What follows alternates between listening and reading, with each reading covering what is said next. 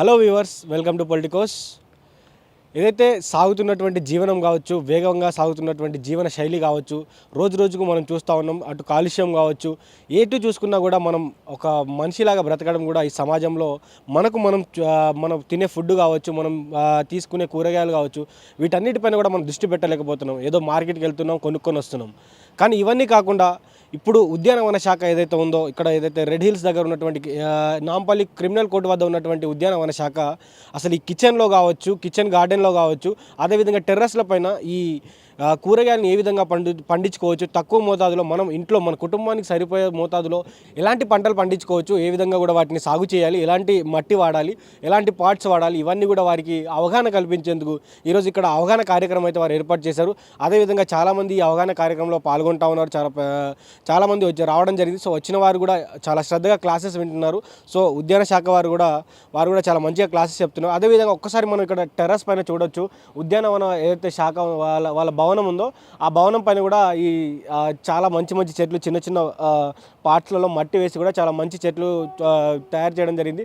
వివిధ రకాలైనటువంటి చెట్లు అయితే మనకు కనబడుతూ ఉన్నది. మామిడి, అటు జామకాయ చెట్లు కావచ్చు, వివిధ రకాల తులసి చెట్టు కావచ్చు, అదేవిధంగా ఈ ప్రతి ఒక్క చెట్లు ఏదైనా మనం చూసుకున్నట్లయితే మనం ఇంట్లో తినే పండ్లు కావచ్చు, అదేవిధంగా కూరగాయలు కావచ్చు, మనకు మిర్చి చెట్లు అవపడతా ఉన్నాయి, ఇంకా వివిధ కూరగాయల చెట్లు కూడా మనకు అవపడతా ఉన్నాయి. సో ఇట్లా వివిధ రకాలైనటువంటి చెట్లను కూడా వారు ఏ విధంగా మనం ఇంటిపైన టెర్రస్ పైన పెట్టుకోవచ్చు, ఎలా ఏర్పాటు చేసుకోవాలి, వారికి ఎంత మోతాదులో నీరు పోయాలి, ఏ మట్టిని వాడాలి, ఎంత సన్లైట్కి ఉంచాలి, ఎన్ని అవర్స్ ఉంచాలి అనేది ఇలా అన్నిటిపైన కూడా వారు అవగాహన కల్పిస్తూ కూడా ఇక్కడ ఆ కార్యక్రమాన్ని నిర్వహించడం జరిగింది. సో ఈరోజు ఈ కార్యక్రమం ఇక్కడ నిర్వహిస్తున్న వారు ఎవరైతే ఉన్నారో, ఈ ఉద్యానవన శాఖకు సంబంధించినటువంటి ఎవరైతే ఉన్నారో వారితో మాట్లాడే ప్రయత్నం చేద్దాం. అదేవిధంగా వారు ఇక్కడ వచ్చినటువంటి ఎవరైతే అభ్యర్థులు ఉన్నారో అభ్యర్థులందరితో కూడా, వారు అవగాహన కోసం వచ్చినటువంటి అభ్యర్థులందరితో కూడా మాట్లాడే ప్రయత్నం చేద్దాం. అసలు వారు దేనికోసం వచ్చారు, సో వారు కూడా ఫ్యూచర్లో పంటలు ఎలా పంటలు అంటే చాలా పెద్ద మొత్తంలో కాదు, చిన్న మొత్తంలో ఏదైతే వారి కుటుంబానికి సరిపోయేంత వారి టెర్రస్ పైన కావచ్చు, వారి కిచెన్ గార్డెన్లో కావచ్చు, ఏ విధంగా వేసుకోవాలనుకుంటున్నారు. సో దీనికి ఉద్యానవన శాఖ వారు చెప్పినటువంటి క్లాసెస్ వాళ్ళకు మరి వారికి అవగాహన కల్పించాయా, లేకపోతే వారు రానున్నటువంటి రోజుల్లో ఎలాంటి చర్యలు తీసుకున్నారో, అదేవిధంగా ఉద్యానవన శాఖకు సంబంధించినటువంటి అధికారులు మరి ఎలాంటి క్లాసెస్ చెప్పారు, ఏ విధంగా వారిని మోటివేట్ చేశారు, ఇలా సొంతంగా కూరగాయలు పండించుకొని మంచి హెల్తీ ఫుడ్ తినాలి, వారిని ఏ విధంగా మోటివేట్ చేశారని కూడా వారిని అడిగి తెలుసుకునే ప్రయత్నం చేద్దాం. మేడం చెప్పండి, అసలు ఈ ట్రైనింగ్ ప్రోగ్రామ్ ఎందుకు పెట్టారు, అసలు దీని యొక్క ఉద్దేశం ఏంటి? ముందుగా అందరికీ నమస్కారం అండి. మా ఉద్యాన శాఖ ప్రస్తుతం ఉన్నటువంటి పరిస్థితులలో మీ అందరికీ తెలిసిన విషయమే. మనకి 2019 సంవత్సరంలో కరోనా వచ్చినప్పుడు ప్రజలు ముఖ్య అవసరాలైనటువంటి కూరగాయల ఉత్పత్తుల కోసం చాలా బాధపడాల్సి వచ్చింది. దానికంటే ముందుగానే తెలంగాణ రాష్ట్ర ప్రభుత్వము 2013-14 సంవత్సరంలో మన ఇల్లు మన కూరగాయలు అనే పథకంతో ఈ స్కీమ్ని ప్రారంభించడం జరిగింది. దీనికి ముఖ్య కారణం ఏంటంటే, మనకి తెలిసినటువంటి కాంక్రీట్ అరణ్యంలో మనం ఎక్కడ చూసినా కూడా ముఖ్యంగా మనకు సంభవిస్తున్నటువంటి పెనుభూతము పొల్యూషన్. ఈ పొల్యూషన్ ఒకటే విషయంలో కాదు, అన్ని విషయాలలో కూడా మనకి జరగడం జరుగుతుంది. పంచభూతాలు కూడా వాటి వల్ల మనం కన్జ్యూమ్ చేసేటువంటి వెజిటేబుల్స్, ఫ్రూట్స్ ఏవైతే ఉన్నాయో దైనందిన జీవితంలో అవన్నీ కూడా మనకి కాలుష్య కాసరాలుగా మారి మన ఆరోగ్యాన్ని దెబ్బతీయడంతో పాటు మన జీవన ప్రమాణాలను తగ్గిస్తుంది. ఇలాంటి పరిస్థితులలో సూక్ష్మంలో మోక్షంలాగా మనకి ఈ పెరటి తోటలు లేదా టెర్రస్ గార్డెన్లు అనేటివి చాలా అనువైన సులభమైన మార్గం. దానికోసం మేము ప్రతి 2వ శనివారము, అదేవిధంగా 4వ ఆదివారము ఎవరికైతే కూరగాయ తోటలు లేకుంటే కూరగాయ మొక్కలు మన మిద్దెలపై పెంచుకోవాలని ఈ ఇంట్రెస్ట్ ఉంటుందో వాళ్ళందరికీ కూడా మేము తెలంగాణ హార్టికల్చర్ ట్రైనింగ్ ఇన్స్టిట్యూట్ నందు శిక్షణని ఇవ్వడం జరుగుతుంది. ఈ శిక్షణ వీటిపైన ఇవ్వడమే కాకుండా తర్వాత వాళ్ళని మేము వాట్సాప్ గ్రూపులలో చేర్చి వాళ్ళకి ఎప్పటికప్పుడు సలహాలు, సూచనలు కూడా ఇవ్వడం జరుగుతుందండి. ముఖ్యంగా ఈ పథకంని ఎంకరేజ్ చేస్తున్నటువంటి మా ఉద్యాన శాఖ సంచాలకులు గారు, అదేవిధంగా జాయింట్ డైరెక్టర్ ఆఫ్ హార్టికల్చర్ గారు కూడా ఎంతో కృషి చేయడం వల్ల ఇప్పటికీ కూడా మేము కంటిన్యూస్గా 50,000 పైచీలకు మిద్దె తోటదారులకి మేము శిక్షణనివ్వడం జరుగుతుంది. దీని యొక్క ముఖ్య ఉద్దేశం ఏంటంటే, మనం తినేటువంటి ఆహారము రసాయనిక ఎరువులతో కాకుండా సేంద్రియ పద్ధతిలో పండించుకొని మన ఆహారాన్ని కాపాడుకోవడంతో పాటుగా ఆర్థిక పరంగా కూడా బలోపేతం చేయడం కోసమే ఈ మిద్దె తోటల పెంపకంకు ఉత్సాహ ప్రోత్సహించడం జరుగుతుందండి. ఈరోజు ఎంతమంది వచ్చారు మేడం అసలు ట్రైనింగ్కి ఈరోజు?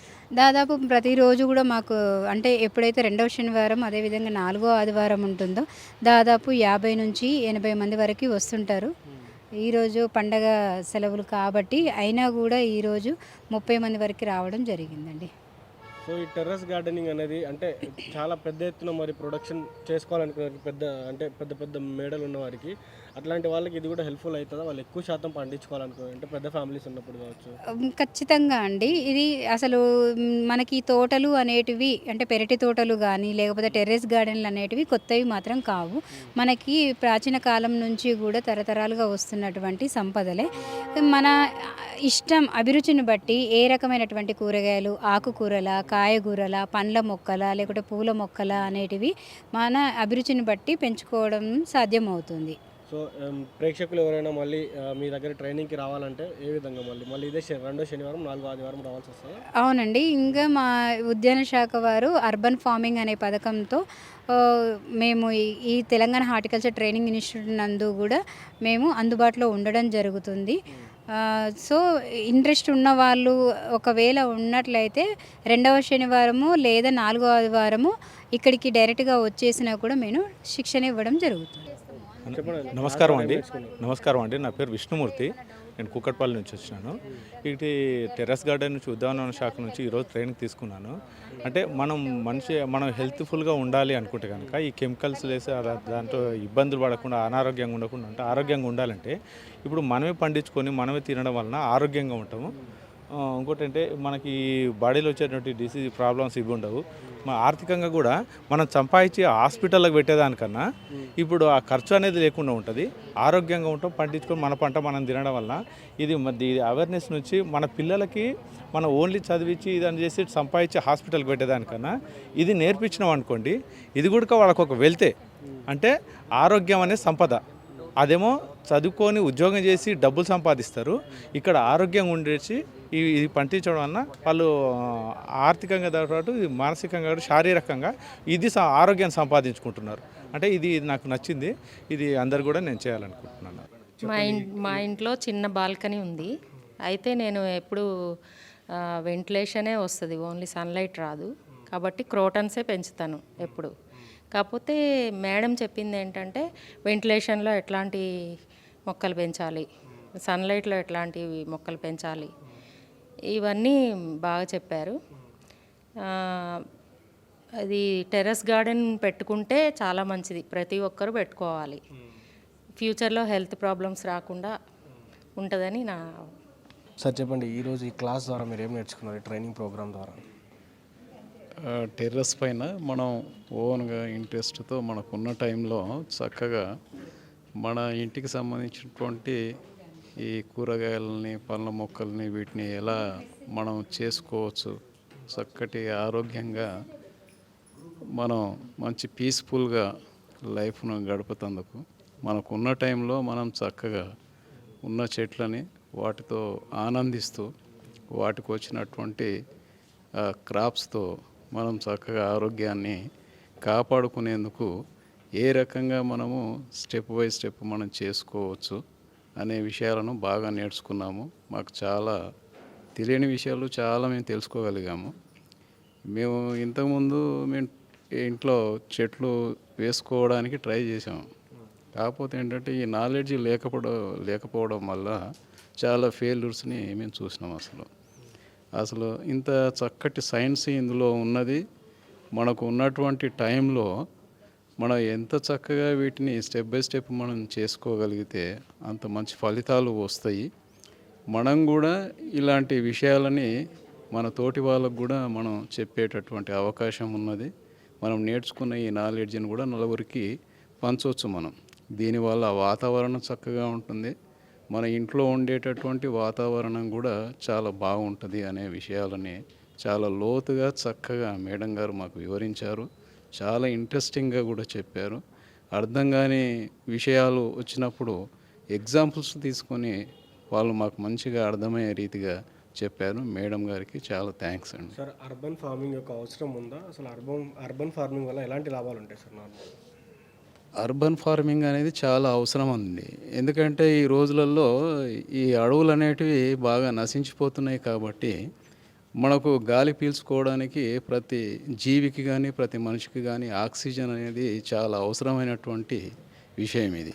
దీనికోసం మనము చెట్లను పెంచేటటువంటి ఈ విధానాన్ని మనం నేర్చుకోగలగాలి. మనకు ఉన్నటువంటి పరిస్థితులలో వాటిని చక్కగా మనం చేసుకుంటే ఇప్పుడు వచ్చేటటువంటి క్యాన్సర్స్ కానీ ఈ రోగాలు కానీ ఇంకా ఇలాంటి వాటి నుంచి మనం బయటపడవచ్చు. అసలు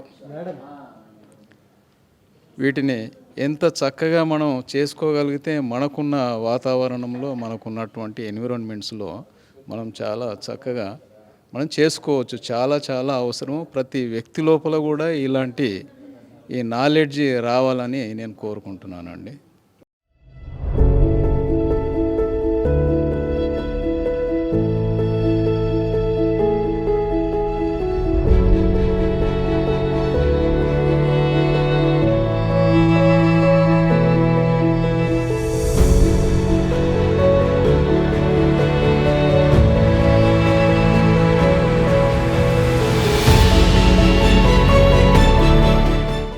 Please subscribe to the channel and download the Politicos app from the links in the description.